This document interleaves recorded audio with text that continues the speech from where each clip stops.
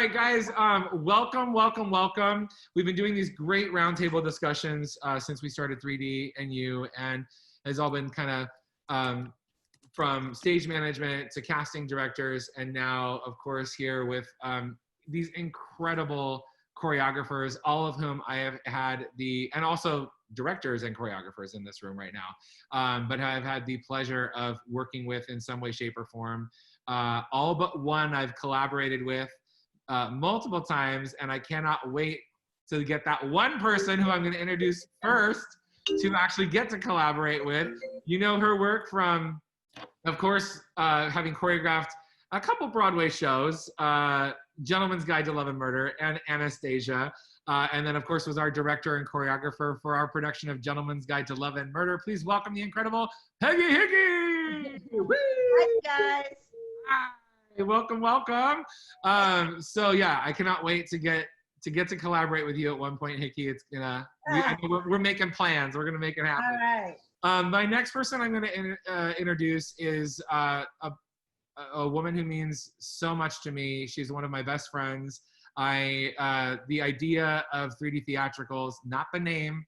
Cammy and I didn't vote for the name, but 3D Theatricals came from a conversation between myself, her husband Carlos, and my wife, and we are so thrilled. And she's done so many shows all across the country, but of course for 3D, it included our first production of Hello Dolly, Funny Girl, I Love a Piano, Sound of Music, and most recently 42nd Street. Please welcome the incredible Cammy Seymour Martin. Live from her dance studio and her condo in Colorado. I love. Next woman is a constant inspiration to everyone around her. She is a show director at the Disneyland Resort. She has done a bunch of shows for 3D, including A Chorus Line, Legally Blonde, The Producers, Tarzan, 9 to 5, and Once, and Kinky Boots. Two of our only shows in 2020 were choreographed by this incredible woman. Please welcome Linda Love Simmons. Hi, everybody. It's good to see you. Yay. I love you guys. That's so great. Now, this next person I have collaborated with so many times. She and I have created some of the works that I will forever and always hold the nearest and dearest to my heart. I have always been honored. She was our first director and choreographer for 3D Theatricals ever in 2009, as well as working all over Southern California, very known for her productions as a director choreographer for the musical Swing and Cats, of course, many other things. But for 3D, I think I got them all: Peter Pan, All Shook Up 1, All Shook Up 2, Ragtime, Addams Family, Mamma Mia, Hairspray, Damn Yankees, and of course our award-winning production of Parade. Please welcome Miss Dana Solando. I love you. So good to see these faces. I love it. Now, this next woman also means so, like, I feel like we're each other's like spirit animals. I love her with all of my being. Also a collaborator I've done a lot with, and it's funny, she's on this panel because I make her choreograph. She doesn't really fancy herself as a choreographer, but I make her do it because she's amazing. She's a brilliant actor, dancer, singer, and she does this because I love her, and she's good at it, amazing at it. She did our Into the Woods sideshow, Full Monty, Hello Dolly 2.0, Oklahoma with Way Too Many People, The Secret Garden, and of course was our associate director and associate choreographer on Shrek and the upcoming and highly anticipated Newsies. Please welcome Leslie Stevens. Woo! Great. You guys are all so incredible, so beautiful, so powerful, so important in this business, and I'm so excited to start having this conversation. So today, guys, we're going to focus, ladies and gents, and all of the things. We are going to focus on a lot of fun stories. I want to ask, if you guys have, of course, prepare in your mind if you have a story that sticks out, good, bad, or indifferent, that, was a good learning experience for you as a choreographer. Dana, we're going to talk about the show that is not to be talked about. So just prepare your spirit. So, so we're going to talk a lot about what it is like to become a choreographer for any of you who are in that transition period or wanting to step behind the table, establishing relationships with directors, with producers, what it is to kind of make that transition. As well as for the dancers who just want to know, how do I get into one of your shows? What do you look for? What do you look for? So we're going to talk about all the things and everything in between, and of course taking questions in the chat. So if you have, oh yay, Robert, I've noticed your background parade. Yes, gorgeous. Yes. So if you have any questions, please post them in the chat, and we'll of course try to get to those. So, ladies, let's start with kind of a loaded question, and it's a different journey for everyone. So I know there is no right or wrong answer, and this is going to be great. What I also want artists to hear, as I told you in the room earlier, that there's a lot of gray area, and I want people to understand that there isn't necessarily like, this is the way, but I'd love to hear, you know, your journey in becoming a choreographer and how you made that leap and then continued to see that propel forward. Do you know what I mean? Like how did you do it? Who wants to go first? Not all at once. Well, Great. And then Peggy, you're on deck. well, the very first, I mean, I started choreographing when I was young. My mom was a tap dance teacher and she owned a studio. And so my best friend and I choreographed our own tap dance on a little staircase for our recital. So that was the very first time I choreographed something, and it was really, really fun. But as I got older and got into college and was a dance major, I took a choreographer class, and that really kind of just grabbed me, because I was like, oh my gosh, this is now incorporating, you know, all of the dancing that I love to do. And my teacher was so amazing and talking about, okay, you know, telling the story. And I was like, oh, as an actor, it was like, this is now tying everything together for me. So from college, I just started choreographing for the college dance concerts. And then from there, you know, moved into being able to do it for full-scale production theater. But I loved it. I loved how it just incorporated the dance passion that I had, the acting passion, telling a story through dance. So great. And I'm gonna have a sidebar question that I want to go to Peggy real quick, but I have another question that will relate to that. So yeah, as part of the journey. So Peggy, what you got? Well, I was at first dragged in kicking and screaming. I grew up in Sacramento in the Round. I didn't know from proscenium, and I was an avid dancer. I loved to dance. I just loved to be there. And Leland Ball, who was then the producer at Music Circus, said, "You've got a good eye for detail. I think you should choreograph." And I was like, no, I'm a performer. I want to be on the stage. I don't want to be behind the stage. I just don't. No, thank you. And he went, oh, okay, so I've written a letter to SDC, and I've told them that one day you will be a member if they will let you be my assistant choreographer for Sound of Music. Way to listen to you. Like he was just like, yeah, no, I'm not gonna listen to you. Oh, no, hard stop. No, not And so he did this with, because that's who he was. He just makes decisions and tells you about it. So then I was the assistant choreographer in between being in Fiddler on the Roof and doing other things. I was suddenly choreographing the Sound of Music, and I kind of liked it. And I was in the ensembles every summer for about 17 years in a row in Sacramento. And so every summer I'd see 6 choreographers in 7 weeks, or 7 choreographers in 8 weeks, or whatever it was back in the day, coming in every week. And so every week I could study how much sense someone made or didn't make. And I would think, I'm on my left foot, maybe the right foot might be available next, you know, just common sense stuff. And so after a while I'd go, I like that one communicates terribly, that one I could do. You know, and then I think, how would I do this? Mm-hmm. So it's kind of, because I got to meet a new design team every week, every summer from years in a row, I got to sort of get a crash course on who communicates well, who tells the story well, who is wasting my time and everyone else's time and getting people injured. You know, I got to see that every week. What an incredible training ground, because you're literally, you said 6 choreographers a summer in a condensed period. You know, and that kind of rehearsal period is like no joke. You got to come in prepared. I know Dana's choreographed up there as of you, and it's crazy. way. I mean, now it's like a luxurious 14 days or something. We used to do it in 7 days. Like you'd open a show Monday night, but that day you had the music rehearsal for what was the following week. And you had 7 days for every show, and it never stopped, and no days off for the whole summer. And if you survived that, you were either crazy or you really liked theater.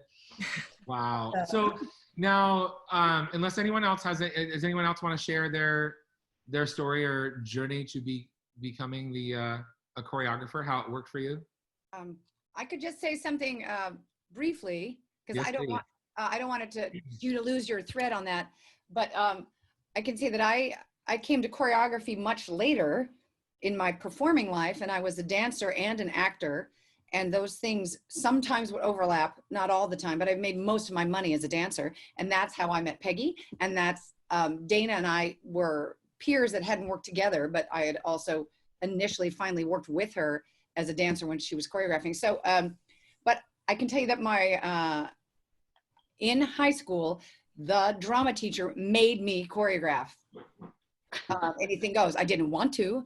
I just wanted to dance it, but she made me do it. And so it's kind of been like the history of your life. It's kind of weird. Just keep making you do it. But I didn't even think about that till just now. But what I realized is that if I had that challenge, then it was what would I like to experience as an audience with this number, and what would I like to experience as the actor or this character in this number? And so that kind of was naturally in there. And the only other thing I would say is that I think that's an amazing story, Peggy, about how you had all that influence. I think my aesthetic was so influenced because I was in New York for 4 years in the Broadway scene as like 16 to 20 years old. And then I went to Hubbard Street and I danced in a concert scene at a high level with Twyla Tharp and Danny Ezerlo and Lynn Taylor Corbett and Margot Sappington and people like that, Lou Conti. So that was really what cemented my aesthetic. And those processes are very different. To create a piece or something, it's like 4 weeks of all day, 6 days a week. That's just the movement. And so the way that they approach creating language and putting it together, it's a really different animal. And then to take that depth of understanding and be able to winnow it down at the speed which theater goes has been really fascinating. I can't say I'm good at it, but it's fascinating. Okay. I love you. Dana and Linda. Yeah, Linda, what's up? I started choreographing when I was 9 or 10. I would have dinner theater in my garage. So I would build a table and sew the tablecloth and then teach the neighborhood kids and then charge people. What do I feel like? I'm so sad I didn't know this about you, and that I absolutely would attend dinner theater in your garage. There you go. In my garage. So I did that, but I, like Peggy, loved dance more than anything in the world. And I found that I was a great assistant. So my trajectory into choreography was, I always choreographed, and I choreographed for like Opryland and Lagoon, like little theme parks. But then I assisted and I was bold. So my first job, my first real big job for Disney, I had breakfast with Roger Castellano, and I said, I'm moving back to California from Nashville, and you need to either get me on the list or get in line because I'm shifting from performing into choreography. And 4 days later, he called me to choreograph the opening of the Hercules Parade in New York City. And I haven't stopped working since. Yeah, no, and you were, yeah, all of you guys, that is so crazy, Linda. I was in that parade. No way. What did you do? I was in the Cinderella unit. I was like the tallest court dancer ever of life. Oh, it was crazy town because all of those people were Disney Store employees and our friends. So yeah, Roger called me. That's so crazy. Oh my gosh. I have stories 100 years. I have like 100 years of stories that I could not possibly tell. But I love how the world gets smaller every day. Yeah. Dana, and I gotta just say, I'm a big yeah. fan of these women. Oh, amen, amen. What a room! Everyone in the chat is like, "This is the fiercest group of women," and I was like, oh, "Yes." So Dana, you like, first of all these women are incredible dancers. Because not always a great choreographer is not always a great dancer. You know, what I mean, a great director is not always a great actor. But all these women are incredible dancers. But of course, Dana made famous the développé. I swear to God, her. Développé in the video with Kathy Rigby is just like, what are you doing with your legs? Just an insane dancer. So what was your journey? I went over to dinner to your house one night and I got to see some old school video with you dancing in a dance class with Jennifer Lopez when she actually was Jenny from the Block. Like, you know what I mean? Like, I forgot about that. Whoa. Yeah, amazing. So what was your journey? I think it was a similar journey in that I started dancing at a really young age. I was in full on performer mode, but I always loved to choreograph because it was just what I did. I just felt like this is what I do. And when I moved here to California, I remember just kind of thinking I was hitting 30, and now it sounds so young, but and I'm thinking, I think someday I would really like to transition into this. And I want to say like 2 weeks after that, Patty Colombo, for those of you, all of our choreographers know Patty Colombo, but asked me to assist her on a production of a swing that she was doing. And long story short, she wound up booking something else and couldn't continue on the project. So she was like, you can do this. And at that time, I had put it out there into the universe, but I was not ready. I was not ready for it. But I did it. I surprised myself and I did it. And then I continued to assist her in a couple of other shows. And she said to me, you have a real knack for this. It was Patty who said that to me. You have a real knack for this. And I have a feeling that this is going to be your next journey. And it was. But, I still was hesitant about diving in. And strangely enough, a few months after that first experience, I had been hired to be the assistant on the national tour of Jesus Christ Superstar. And that choreographer, the day before rehearsal started, he had some sort of family issue and had to fly home to London. So I was asked by the producer and director, can you please take over this project?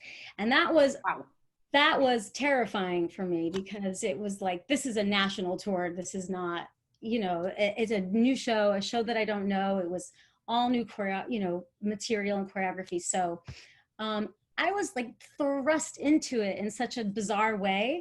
But I think that if I had not been thrust into it in that way, that maybe, I don't know, I might have just, continued to go, I want to perform for a while, I want to perform longer, and I might not have been. I think it was just the universe going, no, now's the time.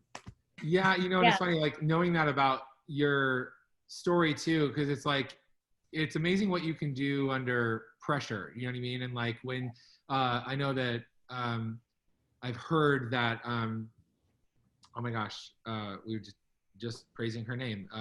Patty, thank you. That she's one that will do this as well. But you, I know, we'll get into talking about process later, but I wonder if that production of Jesus Christ Superstar, with you having to just go, well, no time to think about it, let's go, and like is something that has influenced you, is because I know you even say you feel like you do your best work when you're just like, I'm gonna just dive in and not think about it. So we'll talk about that part of the process in a minute. But for those of you, like, you all had such different journeys, and some of you went right to Sacramento Music Circus, and some of you started at the educational or a Broadway tour. There's such varying levels of how you get, into it. But for aspiring choreographers, do you feel like it's important for people to just get out there and get their work out there and just create and say yes to everything? Or do you think it's important for people to be really picky, choosy on how you climb that ladder? Do you feel like it's important to latch on to, I know a lot of people feel like the relationship with an assistant or an associate is a lot of the times the way in to be that person for a choreographer that you admire and share in the same aesthetic. So anyone want to answer that on? I would love to answer that. Please, I think yes to everything you just said. Do everything, be part of everything. I was Patty's assistant. Leslie was my assistant. We, like Leslie and I share a brain. We were so compatible for so many projects, right? Because we had a language that we could just share. We shared an aesthetic all the time. Patty taught me to be fearless in preparation and incredibly prepared. I mean, preparing a show with Patty is exhausting because you do everything in before. Whereas I work for many directors who don't want you to prep without them and want the process to happen in front of them in the studio. So you have to be incredibly flexible to be either completely prepared or know the music and the story naked and be ready to create. It depends on the project, but the ability to be flexible, either have everything done ahead or have nothing done ahead and be equally comfortable. The hardest, I think, about becoming a choreographer with something to say. Yeah. Oh, for sure. That's a fantastic answer. Anyone have anything to add to that? I think the way you get your skills is by doing it. And a lot of people like, oh, well, I'm only going to do that job if I'm making $5,000. Well, you're not. So you have to do it a lot, and you have to do it for free, and you have to help people, and you have to be for me, you have to be a good, nice, positive human being, because if you're a jerk in rehearsal, I won't cast you again 100%. Yes, Yeah. please. Even if you're the best performer that ever walked the planet, I just don't have to, I got no time, especially in a 7-day rehearsal process where you're in TAC on day 9. Well, oh, sorry, Linda. Go ahead. And I just think that that's how you learn what works and what doesn't work. And as a choreographer, I'm like hardcore front load. Even if I know that the director likes to do everything on their feet in rehearsal, I usually know what I think should happen before I start, because that makes me feel more comfortable. Yeah, no, it's great. I work very similar. Yeah, got to map it out, got to know what's going on. And then obviously and I know you all know, ladies, that once you get in the room, things obviously evolve and change. 100%. But to get to back to TJ's question, I mean, yes, I say jump in. If you're interested in doing something like this, but you haven't really had the platform, reach out to, especially if it's a choreographer that you've worked with, you jump in and ask if you can be their assistant on their next production, or dance captain. I mean, God bless my dance captains, because, it's a great way to, and I've dance captain. That's kind of also just helped me as a choreographer when I was working as a dance captain, because you just have to be able to. You trained your brain to go in all the directions. All the directions. And also too, as a dance captain, you also are kind of that facilitator a lot of times. Us choreographers don't know, we don't communicate. The way we communicate doesn't necessarily click with every single person in the room. And that dance captain or assistant is so vital in helping kind of just facilitate your language to maybe somebody who's kind of like, I don't know what you're saying. Right. But, putting yourself out there and saying, I really want to do this is absolutely a great stepping stone. I'll just throw in there to continue to, there's so many different forms, and there are different aesthetics that go with them. If you wanted to choreograph at the opera, that's pulling from, maybe depending upon the opera, pulling from different skill sets or aesthetics. If you want to choreograph at Disney, though I'm not as familiar because I haven't worked there, but that has a different kind of 100%. pop and shapes and things that are held to be more valuable. Or if you're really wanting to work on camera or on television or with new media, then learning to choreograph for camera and how shapes are really, you get the most bang for your buck through that visual. Like, it's not that you need to do one thing, but if you, to continue to give yourself places to learn your skill. Because in the environment of, there's all the time you can do pre-production for yourself and develop it, but it's the skill to manage the information in the room, in the situation, you know what I mean? Like, or the set, and being able to communicate that well. And I feel like that confidence comes from like the pilot hours that you put in, So it's being a dance captain is fantastic, or being an associate. I'll call out Natalie Ishkovitz if she's around, but she's somebody kind of like I was for Peggy, she was for me. Because she's so smart and can help me. Can you hold this ball of information while I sort out this? And she totally, she totally has that. But I know she's also interested. So it gives you a chance in that position to try on the obligation without bearing all of it at once, and be a problem solver and a communicator. So I would encourage people and a creator certainly. Because you can say, I'm full here. Can you solve this one section here? And that would be great. In that kind of trust, I think it also empowers the the person coming up who wants to feel their feet, you know, and feel how their instincts are. And I think that's the makings of a great choreographer, which all of you are, and that you have to, if whoever you have as an assistant or even obviously as an associate, you have to trust them to be able to go and be an extension of you. And sometimes have to create on your behalf because something needs to change and you have 5 minutes to put up a show and you don't have time to be in 8 places at once. So empowering those artists to do that is so impactful as someone, you know what I mean? Like for someone who's wanting to make that transition. You know, it was funny, you talked about film, and when Jerry Mitchell was on, he was talking about, I said, do you like choreographing for, and I know that all of you, or many of you have done this, film versus stage.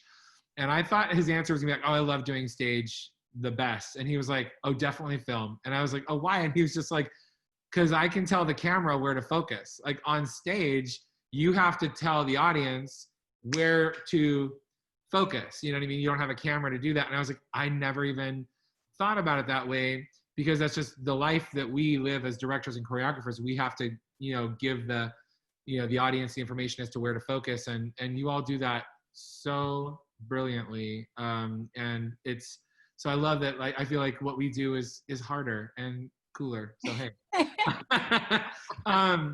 So does anyone want to talk real quick on the pre-production process? How do you handle the workshopping of something? And or have you ever had to, some people are like, well, how do I get the jobs? Like, so some of you, I know we've shared stories with each other of how you've had to audition. I know Peggy and I had talked in her panel, which you could reiterate, to of just auditioning for the job, you know what I mean? So how do you, because it's so hard to go in, and I think a director can sit down and have a conversation with a producer and go, this is how I like to approach things, and this is my actory brain, and this is how I direct, and this is a concept, and it all can be like that. But a choreographer, you don't have that luxury. You have to you have to show your body of work in some way, shape, or form.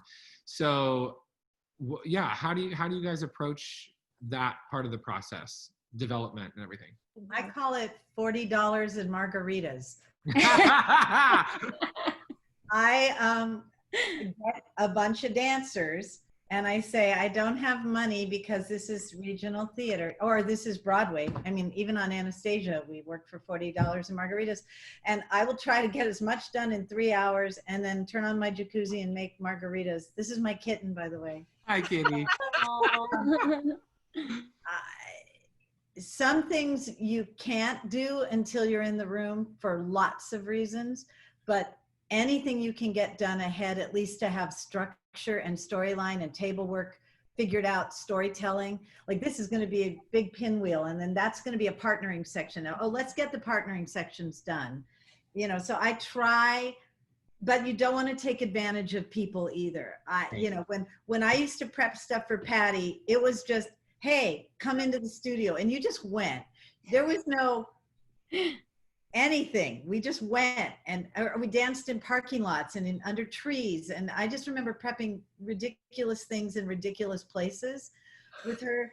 And when I started to choreograph, I thought, I don't have a lot, because there's not a lot of money in theater. And if you didn't know that, I'm sorry to make everybody sad. I try to give everybody that comes in to do skeleton crews or prep $4 and margaritas. Like, there will be a happy hour somewhere, and I hope that's enough, and that's okay. I know, Leslie had a hoedown for Oklahoma, and there was, I think, bourbon or whiskey, and definitely some hors d'oeuvres, and that's just how you do. Yeah. I could say, to chime in, I mean, I've not had the luxury of having a group of people to be able to work through stuff. Everything has primarily for me been by myself. I know there was one point for Funny Girl, I started choreographing Rat Tat Tat in a hotel kitchenette because I was visiting Carlos on tour. And I was like, I gotta start working on this number. And it was like, there was a little patch of tile floor in the kitchenette of the Best, or wherever he was, in North Carolina. And I started working on Rat Tat Tat. It was just, you know, but so for me, it's one of those things as a choreographer that I hope to someday, and I'm sure it'll happen, where I do have the opportunity to have a group of people that I can call in and be like, oh, I'd love to just try some stuff on you. Cause I thus far haven't necessarily really had the opportunity, except like back in the day in college when you had that time and you had the Sure. opportunity to And really, the resources. you know, Yeah. formulate stuff. Studio, getting Yeah, and a studio Yeah. at your disposal. Studio. Yeah. I mean, now I've got one, so, you know. It goes to show that, yeah. It goes to show though that there is an investment that is made. Well, I mean, dancers doing it for a choreographer are investing in that relationship. It's a great thing to do for a choreographer, as well as then choreographers. There's an actual like financial investment in whether you're buying the $40 margaritas or you're paying for food or you're paying the dancers to come in or whatever it is. There is definitely an investment in pre-production that is not ever typically included in a show budget, especially if you're in the art auditioning part of it. You know what I mean? If you're just auditioning for it. Linda, yeah. I'm super lucky because sometimes I have people who will dance for me at home. I see one in here. Yeah. Yeah, and I got to tell you that working with Hannah Simmons is like working with the other side of my brain, and so How she has lucky saved, for you. No. she has saved how horrible and torturous for her. It's like arguing with myself, and so I've been lucky that way because I have a couple of performer people who live in my house. Yeah.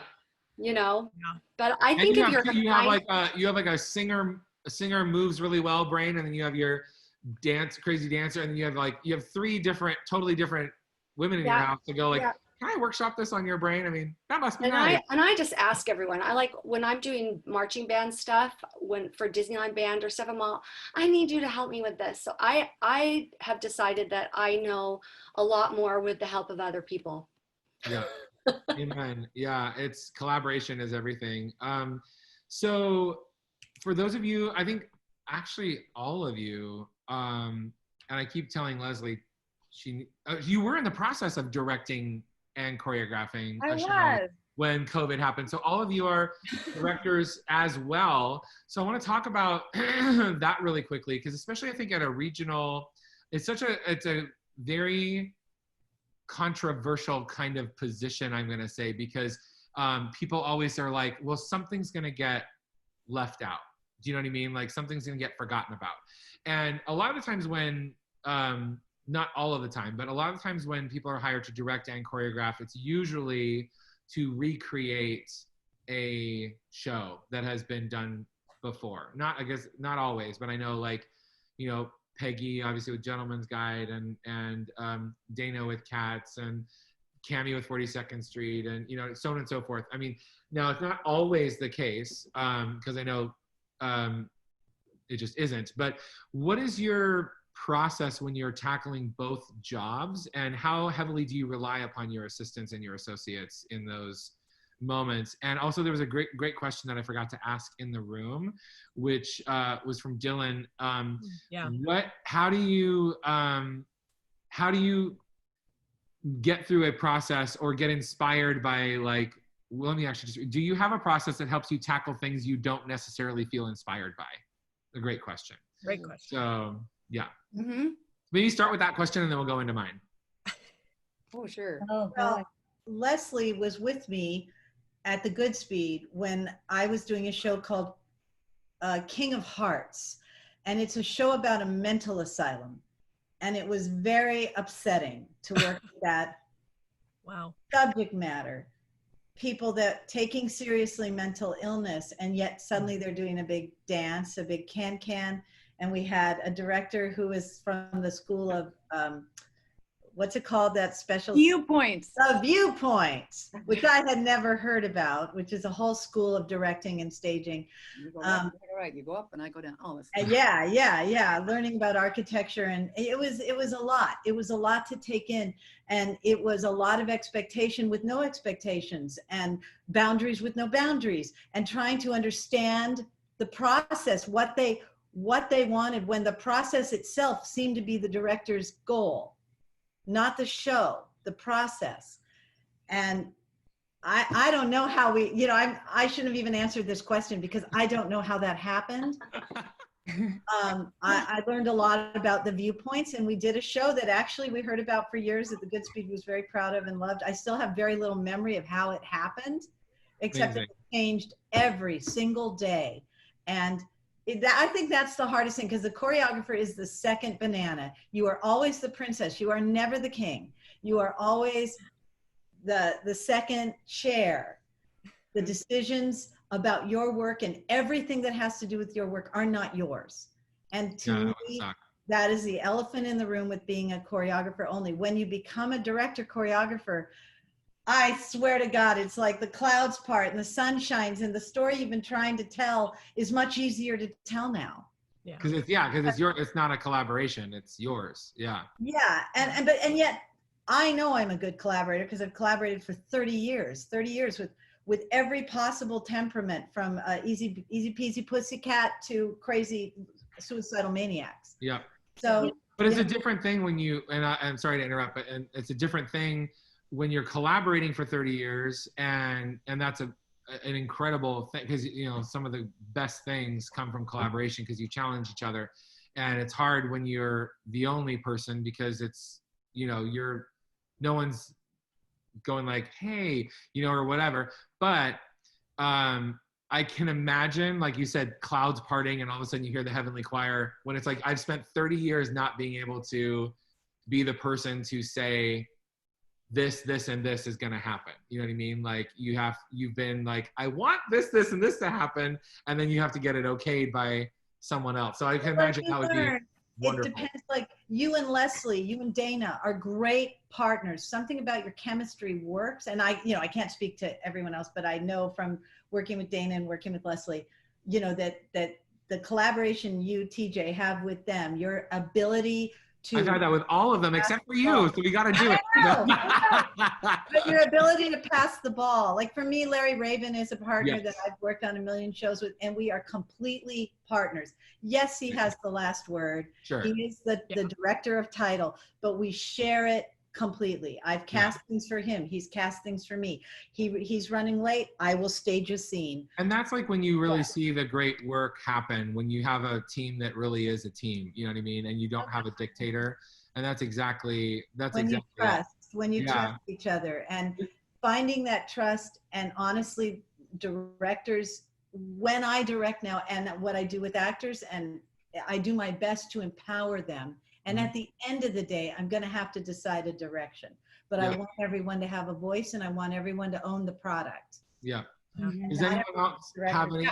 Just to answer Dylan's question, as far as like the process to help me tackle things I don't necessarily feel inspired by, in all honesty, if it's a project, I mean, obviously I sign on a project that I want to do. I mean, I know there's some stuff I'm sure in our past where we're like, you know, but I say, for me, if there's certain numbers or certain elements of the show that I'm just like, I'm not feeling it, I start with the stuff that I do feel, because then it just starts, it gets the juices flowing. So starting with something, even if it's like the smallest number or the number that just for whatever reason gives me the most joy, that I can just like jump in and tackle, then it kind of gets the bubbles going and the juices, and then I can kind of then move forward into the project further and kind of then finally tackle. And there's probably a little element of procrastination, but not gonna lie, but starting with like that one thing, or whatever it is, first, so that I can just kind of go, okay, yes, this is why I'm. Do you all find that to be a commonality with as a choreographer? Because I know as a director, I have to start at the beginning. I have to. But as a choreographer, I know writers feel like starting at the beginning is like the worst. Like, so as choreographers, you all seem to be like shaking your heads of going like, you start where you need to start, whatever, either your hardest thing or your most inspired thing. You all feel I have to start where I feel inspired. For me, I have to. I can't. Yeah.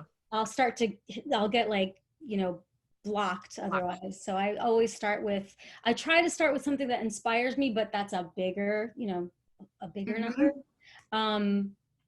But yeah, and you know, then I think once you tackle that, everything else seems to usually fall into place. But on occasion, you will hit that number where you're just like, I don't know what to do with this number. Oh my God. And in that case, I usually try to give myself space from it And there's this one TED Talks, I think I was talking to Leslie about this, but it's the Elizabeth Gilbert that wrote Eat, Pray, Love. And she has this really great TED Talks that kind of, I'm not going to go into it because I know we don't have a lot of time, but kind of takes the edge off of having all that pressure. And I think that space really helps me when I'm feeling blocks like that. That's amazing. I think too, it's for me, it's like, if there's something I'm really struggling with, I try to have a structure or an idea. And then, I mean, because I'm not one to necessarily be like, let's just see what happens in the room. Because we don't, for the most part, have time for that. But a lot of times, if it's something really specific that I'm just struggling with, try to have a structure and idea. And then when I'm with my dancers and my actors, usually then I can pull from them and they inspire me. And then I'm able to kind of go, okay, let's work together. And then sometimes that's where it just blossoms. Yeah, that's wonderful. A very short riff off of that is if I've worked on some section that seems to be like really feels a groove or feels connected. What I like to say is the mothership has like, you know, sent me the transmission and it feels like this feels great. Then if there's some other section or some other part of the story, if there's movement language that comes from a certain character or a certain point of view, like, okay, then I've kind of not anchored, but I've set up some part of the story. And then between the actors and myself, then sometimes that kind of gets filled in, you know, it can, like the water comes into the stuck place from the place that was feeling connected, which I think is kind of what I'm hearing you guys say. Cool. Yeah. I'm a little different in that I like to start at the very beginning and dissect everything. And so much of the work that I've done other than the stuff at 3D has been industrial based. And hi, 25-minute show, you have 2 days of rehearsal, go.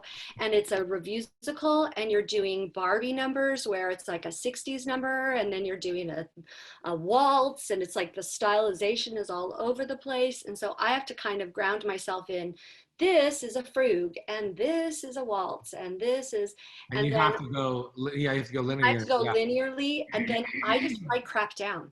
Like I pretend I'm making up choreography: step, touch, kick, turn, fouette, chaîné to the floor layout, like whatever I see in my head. And then I go back like the next day and look at it and go, oh yeah, I must have been high or something, because that no one could ever, and I don't look hot at all, but I must be high or something because no human could do that ever. You know, it's a really good, I have another question that in the chat, but it brings up a really good point or good question that I did not have in my list of questions that I want to ask. So first, I'm gonna say what I think the answer is, and then you guys can say if there's something to add on to it, but I don't want to spend a whole lot of time. How do we become a part of the skeleton crew for you all specifically, meaning the people that are going to help you pre-production something? And my guess would be that reach out, send a picture, send a resume, send your reel, friend them on social media. A lot of the times these things happen on social media where you see a status going, help, I'm going to Madeline Clark and I'm hosting a hoedown. Come on, come all. Or you know what I mean? And it's like, sometimes they reach out specifically to their network of people where they know I need this, I needed that, I needed this, and they know those people in the room are going to be able to A, communicate the way they communicate, and B, deliver what they need to deliver in a very fast, efficient way. Sometimes, though, you need a larger group of people and you're not going to get all your friends who are available on that day, so you need to take a risk and bring in someone new. Mm-hmm. So do you all five of you, do you all say that's kind of like the way? Is there a different way? Yeah? Yes? I think, yes, that is the way, but I think exactly. Facebook message, get somebody's email without being a stalker. You know, there's a fine line between self-promotion, stay in the game. Here's the update of what I'm doing and I'm dancing in this. And, you know, if you can see me in that, and here's a link of what I've been doing. And I know we haven't worked together, but really I'd love to work on whatever you're working on next. You know, if you, like, for instance, not who's here right now that I just saw. Natalie has worked with me because of Dana got busy once, and also Brittany and I have been like dancing around doing something in this current, we were about to work together and that went out the window. If you stay, Brittany is a perfect example of somebody who has stayed in touch, and though we have not worked together, we worked together once. We did, haven't we? Yes. I think we did South Pacific. It's wild because you actually on my screen, you look like you're looking and pointing right at her. It's so funny. I am.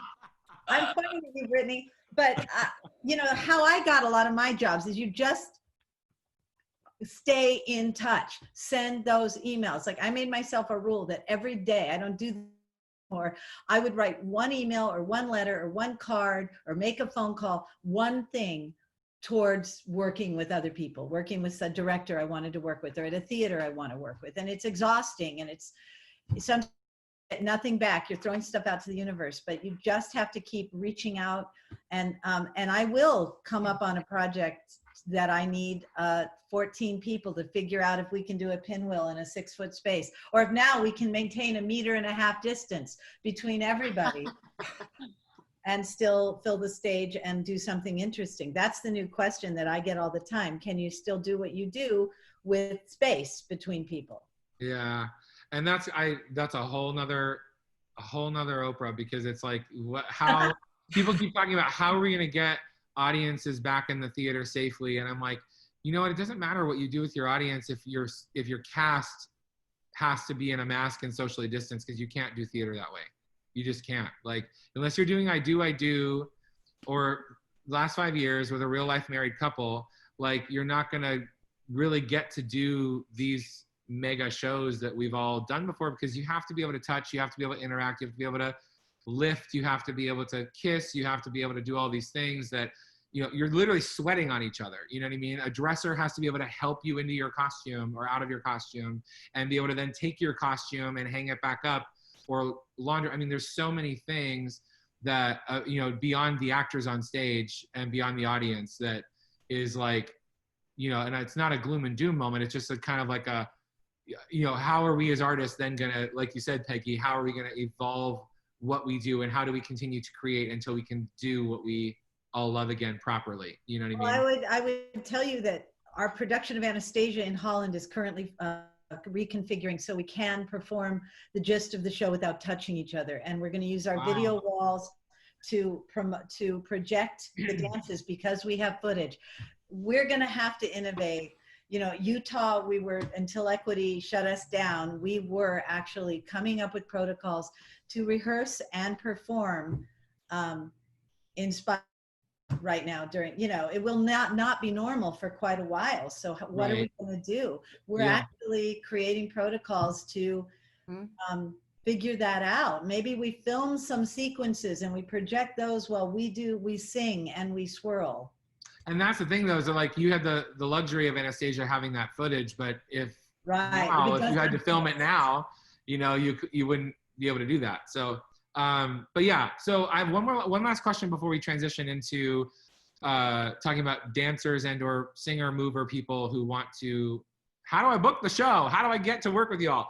But so before we get into that, you all are such different human beings, as we all are, right? You're all different heights.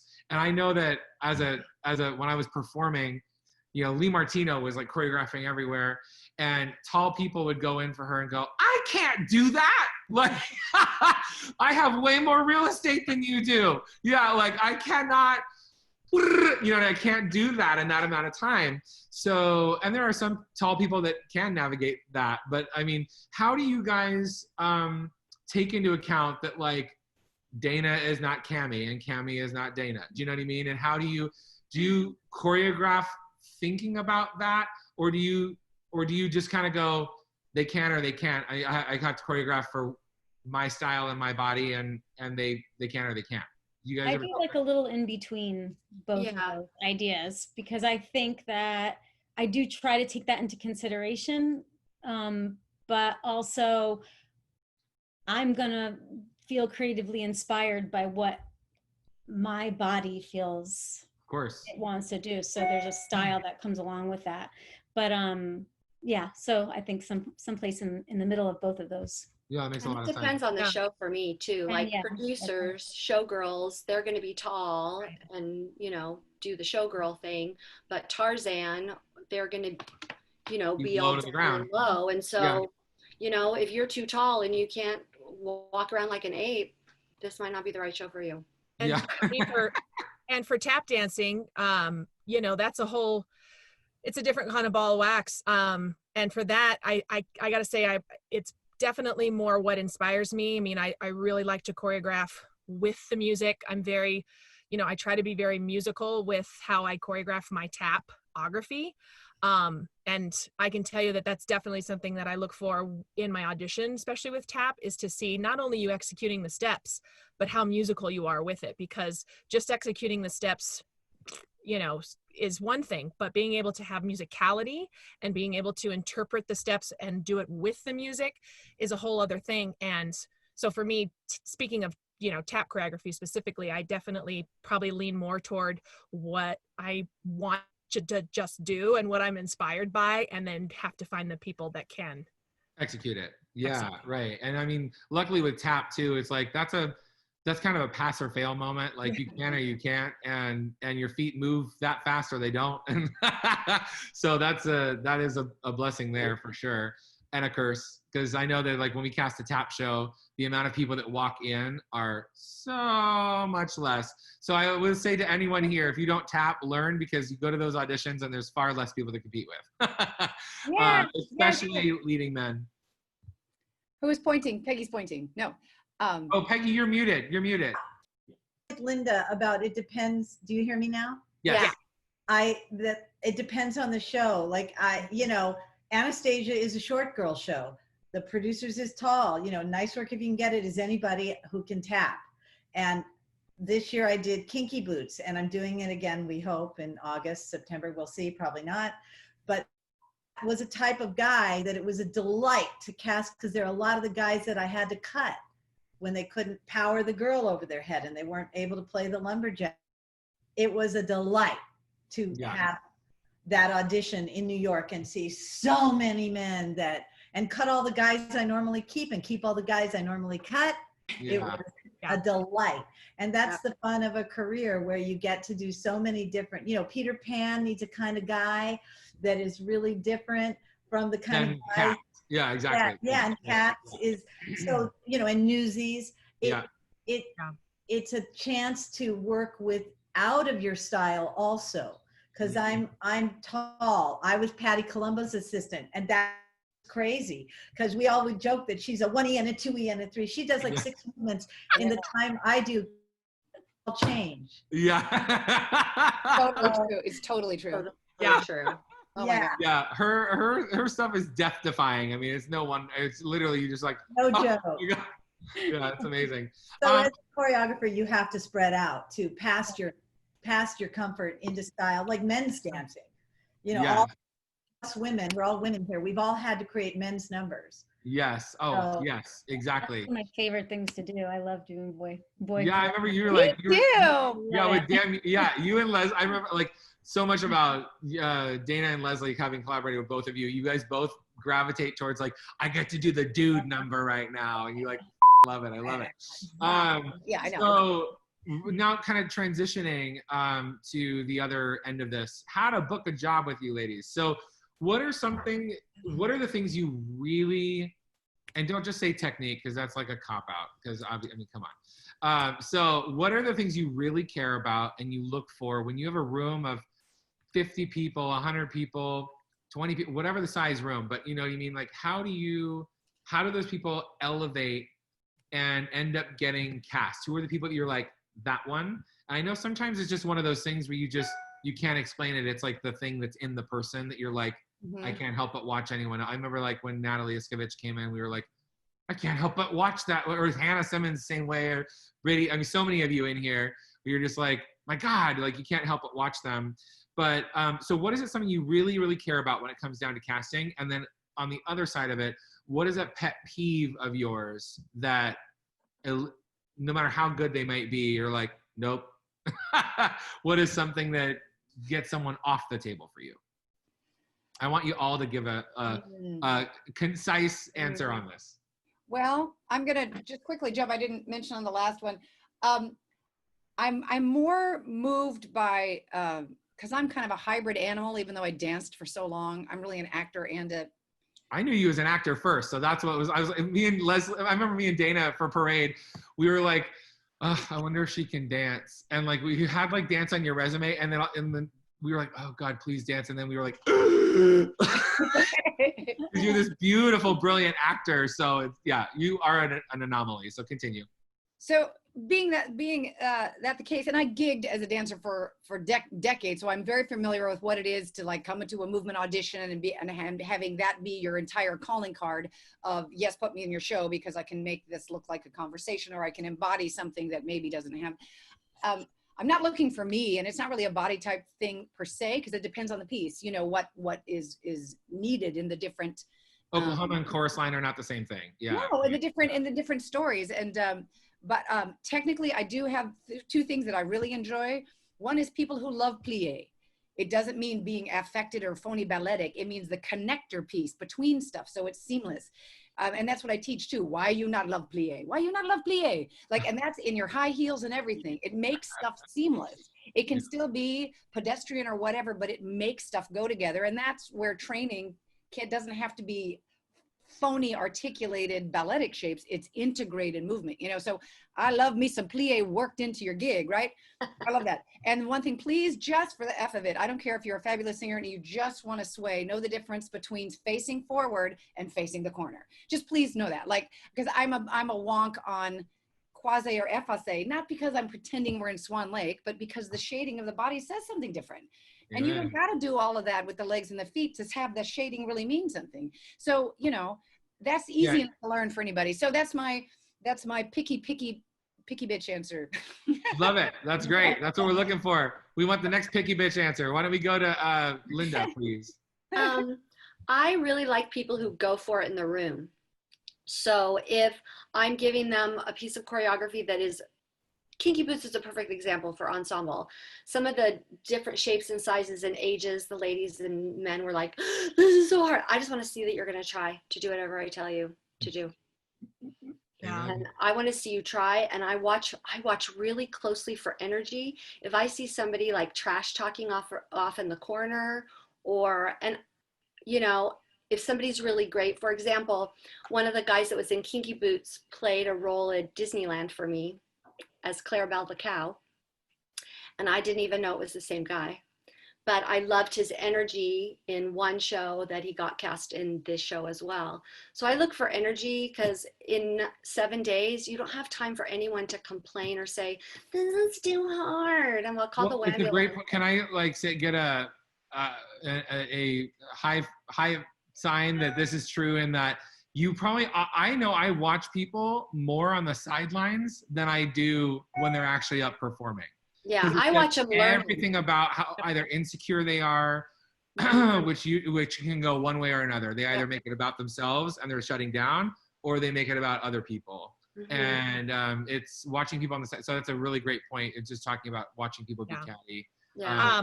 I'm going to chime in real quick because I have to go teach. Oh, yeah.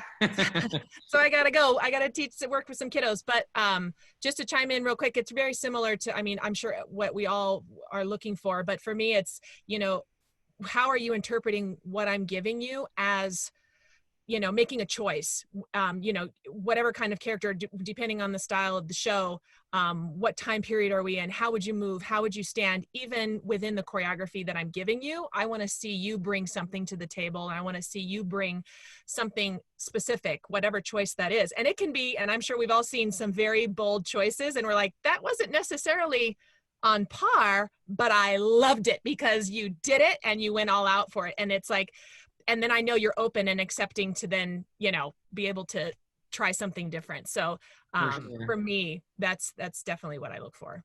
And do you all, oh, sorry, I know you have to go. I was gonna say, I gotta go. This has been amazing. And I wish I could say, I love you all. It's so great to see these familiar faces. Thank you so much.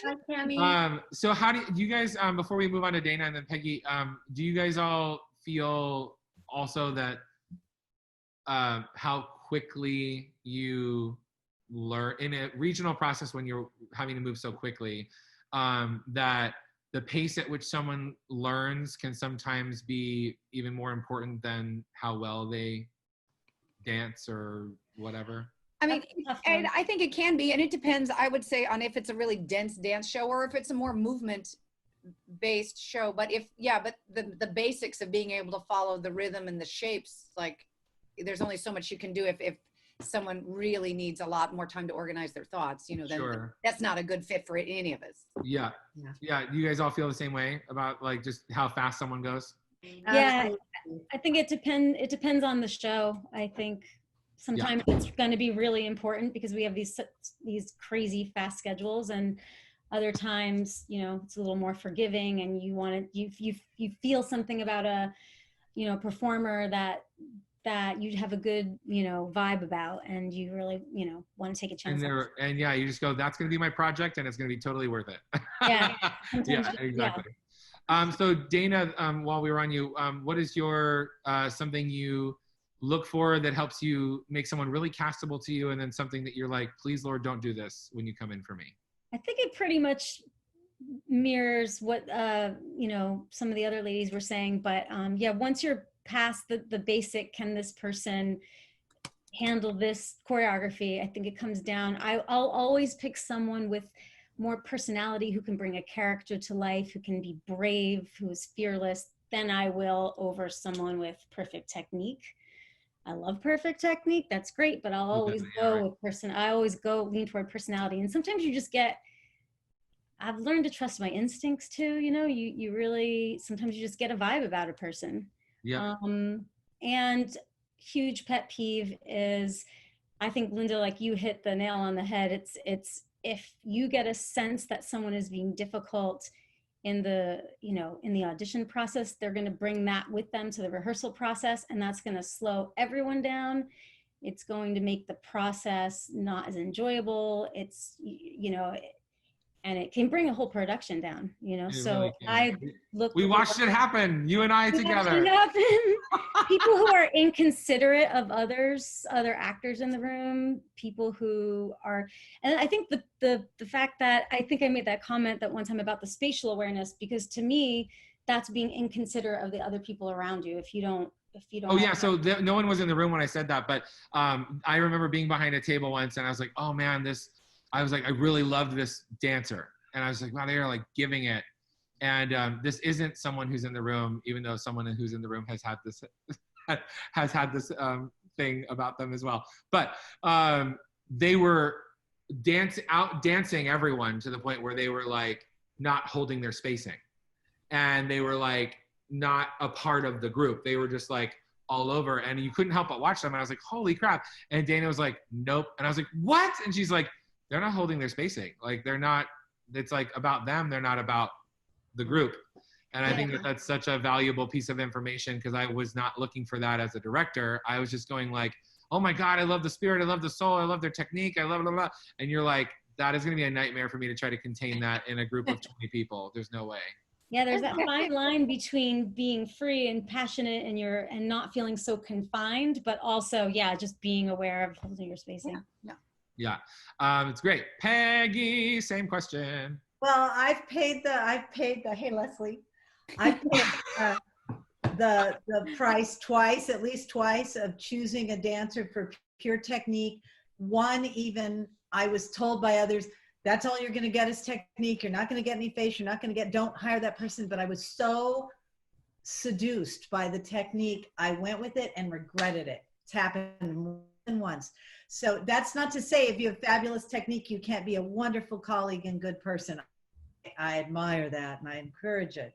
But you really need to hire the whole package, and that's what I'm always looking for. It's somebody whose enthusiasm, you know, there's not one casting session that we've done, TJ or Leslie and I or Dana, anybody. I'm constantly calling Dana or Leslie and going, what do you know about this person? This dancer came in. What do you know? I mean, we text each other constantly. So if you think that, you know, you can be in one show and that whatever the fallout from that show doesn't totally ripple out, that is ill-advised.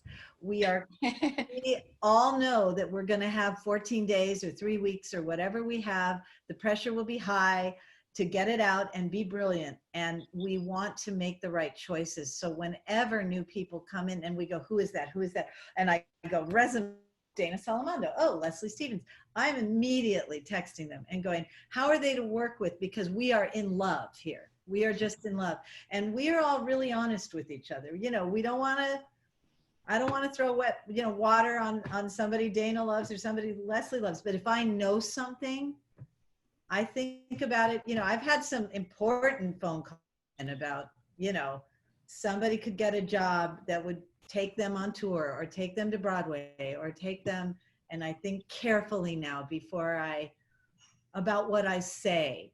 So, you know, I think that's the most important thing, is be a decent human everywhere you go, because rehearsal and how you act in the green room and how you were in line signing up for the audition, every bit of that, the equity monitor is going to let us know how that waiting room is. 100%. Yeah. I'll just put in a plug right here. Take this time to learn about meditation. Listen to a nice session with Linda Simmons about how to keep your heart in place and feel centered and not feel threatened and get wiggy and squirrely, you know? Like if it's something that you're challenged by, use this time to get more centered, you know, so that's not a boundary. It's something you can change if you know, your buttons get pushed in high, you know, intensity. High stress things, 100%. These are amazing. Before we leave, because you guys have been so generous with your time, this has been amazing. Does anyone have either a story that of course is like the Reader's Digest version, either a story that was like, oh my God, I can't believe this happened, oh my God, this was hysterical, this is horrible and I learned so much from it, any story like that that was like a defining and or just really funny moment, that is gonna be a fun way to end the session. I have a quick one. I don't know if it's fun, but it's a story I tell my students, that I had an actor I was really fond of. This person, I knew them from college all the way through a process that now we're gonna, you know, and this person was always incredible to me, but not great to the crew, not great to dressers and stage managers. And that person originated a role and could have gone to Broadway with it and didn't, because of all the backstage stuff. So that, again, that is the biggest and most important thing I try to tell students, is your whole life matters, not just the audition or the getting or booking the gig. I find it fascinating that that people, actors, I'm going to say specifically since that's what we're talking about, I feel like they don't understand how much we talk to each other, and not only like other choreographers. I'm not even talking about that. I'm talking about within the same production. Like, you can't be nice to me and then go be an asshole to the dresser, and I'm not going to hear about it. Of course I'm going to hear about it. You know what I mean? And like, it says a lot about who you are. And so it's so important. That is such great advice. And I mean, Dana and we had a show. I think I want to say something, maybe while you guys, if you have anything you want to add to it. Dana and I worked on a show that broke us. I mean, as individuals, completely shattered. I was in the house during Tech Week, and if anyone who has worked with me knows, I am like, it takes me a lot to lose myself. I am level-headed. I am calm. I want to make sure that I'm leading an environment that is that way. I was in the house and I started sobbing. I was inconsolable. It was Hairspray, which is supposed to be nothing but joy, right? It was a horrible experience. And I literally, to the point where Alan Everman, our vocal director, came over and started praying over me, because I was like, I can't. It was just like, because the poison that was within that company, not everyone, but definitely more than one person. It was like a wild thing. It was just crazy. Contagious. It can be contagious. It was contagious because people didn't even start out that way. It's that one drop of poison in the glass, you know? And so why I wanted to even bring it up was that it's so important to remember that your leaders, your choreographer, your music director, your director, your producer, your designers, everybody, they are human. They need to be able to make mistakes. They need to be able to feel as much support from you as you expect to feel from them. It is so important and so crucial that you don't come in with like arms folded and just like, okay, now show me what you're about. Or if a choreographer comes in and they may have done all this prep on a thing and you're not privy to a fact that the director and the choreographer had a conversation where all of a sudden this new scenic element doesn't work the way it was supposed to, or which Leslie and I had, where literally she was going off the drawings and the drawing said the set was supposed to do this and it didn't do that when it arrived at the theater. So but you're not privy to the fact that like there's so many things that happen that maybe a choreographer walks into into a rehearsal and seems unprepared or ill-prepared. And it could be that they decided to do it on the fly, but it very well could be that something happened 5 minutes prior that threw everything that they had out the window. And it's so important to go in there with grace and understanding, and you will be, the more patience you have and the more you don't let that process fuel your angst or your own fire, the more valuable you will become to the people you're working with. And the more that they will go, you saw me through a really tough day and you were nothing but helpful and supportive and there for me, and I'm gonna wanna work with you again. And it's something that's so important when you enter into a process to come in with that kind of mindset. Okay, so anyone else have any other stories or anecdotes before we end our session? Some other time, I'll tell you the story of being in the tree and falling over at the opera. It's a good story. I was there. I was there. It was really fun. It stopped the orchestra, but not in the good way. Oh shit. Oh no, you gotta. It's a good story, but it's definitely having a cocktail, and it's, you know, and it was underdressed, so it's like yellow socks and a wig cap. I think we need to come back, like when we do our Broadway blooper session, when we come back after hiatus, we need to make it a cocktail hour where we all like come at 5 o'clock, we have cocktails and we share funny stories. That's I was gonna say I have too many. I have too yeah, many. right. I have joyful stories from Dana when you choreographed Addams Family, and I got to be a part of that. In the ensemble, there's so many, but that's where I met some of the friends that I see here that I love so much, and at the risk of seeming really brown nosy, but I can't be, because I can't love you anymore, TJ. So suck it up. I love you. Yeah, just deal with it.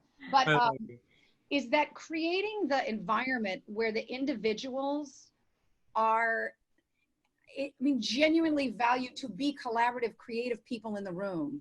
So there is no place for, show me if you're going to do something hot, biatch. It's like, what is that? That has nothing to do with it. That's not even participating. That's sitting on the bleachers somewhere. So go in the parking lot and sit there. If you want to get in the game, this game is creating something, and that's all of it. Some of it will be pre-staged and accurately put together because we have no time. But even, and I think I'm really influenced by this because of having a concert background and having an actor background where all that is very fluid work until you get the rubber meeting the road.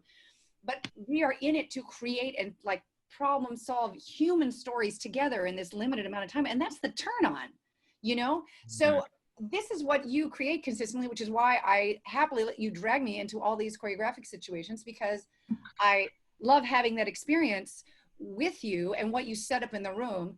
So there are so many joyful stories. I can't pick one, but the reason why, because I'm not drawn to the bummer stories. I magically erase them and I can't find them. That's a survival thing I have. But I learned it on Broadway. I can't remember that something happened. I don't know what it was.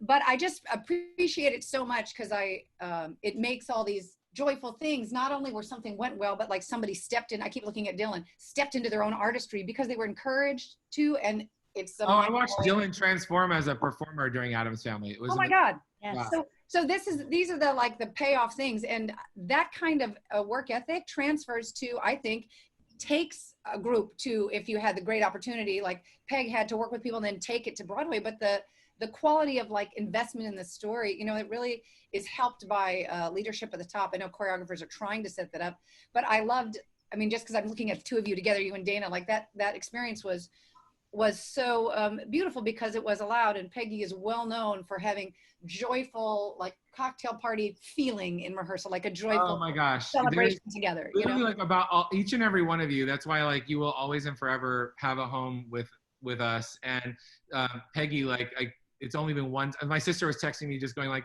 I love her. It's like, love you too. but we like you guys create a wonderful environment. And it's like from Linda's question that she asked at the beginning of the day to, you know, everything all that you guys do. And like you said, the cocktail party hour, like everything, Peggy's like, it's all gonna be fine. It's fine. We're putting on a show. You know what I mean? And that's it. And it's really, if you ever have the chance to work with these incredible artists, run and do it. We had a last little story I'll tell is just another thing of teamwork with another incredible artist in this room. Two really quick ones. We had Dana had to last minute not do 9 to 5 for us. And she was like, very last minute, she was slated to do 9 to 5 for us, and she wasn't able. And I called Linda Love Simmons and was like, so we start rehearsal. It was like in a week and a half or something stupid. And I was like, we start rehearsal in like 5 minutes. You have a cast that you have never met. Can you come in and choreograph this show? And she, without even missing a beat, was like, yep. And I was like, I love you. And it was just like that kind of fearlessness, which is what we talked about earlier, is what it's all about, is just literally throwing yourself into the fire. And it was an incredible process, an incredible show. Beth Malone, we did a thing, Tony nominated, amazing actor, was in that show with us. And she was like, that's still one of my favorite things I've ever done. I was like, you know what? It was just so much fun. And another one was, lastly, was working with Leslie on a show we did not intend to work on together. Was a production that I see a couple faces in here that were in that production that I love. But Hello Dolly 2.0, you know, I was a part of it, producing it, but ended up having to jump in at the last moment and direct it. And I was literally giving everybody like, about face, U-turn, and like it was like totally different. It was crazy. We literally had to do by the day before the designer run, Act 2 had not even been staged yet. So it was an insane, insane, crazy process that we had to throw together in like a hot second. And we had that was a very big bonding moment. If we had not already been bonded, the one that was incredible. And that was another one. You're thrown into the fire and you just go, here we go. And that's what each and every one of these women are incredible at. So a huge, huge round of applause for these gorgeous artists. This is amazing. Thank you, thank you, thank you for sharing your time, your wisdom. And if you have a moment to work with them, run and do it. If you have a moment to audition for them, run and do it, because it's free class. You're gonna learn a ton. And just know that reach out and the power in asking a question of, can I assist you? Can I observe you? Can I come in and do pre-production with you? Can I, in a way that's not stalkery, to echo Peggy's sentiment. It's so powerful, because you will be astounded by the amount of yeses you get, because we all need help. You know what I mean? We all need the help. So if you're qualified help, you will take it. You guys are awesome. Again, so much love. We have one more session, one more day tomorrow before we're on our hiatus.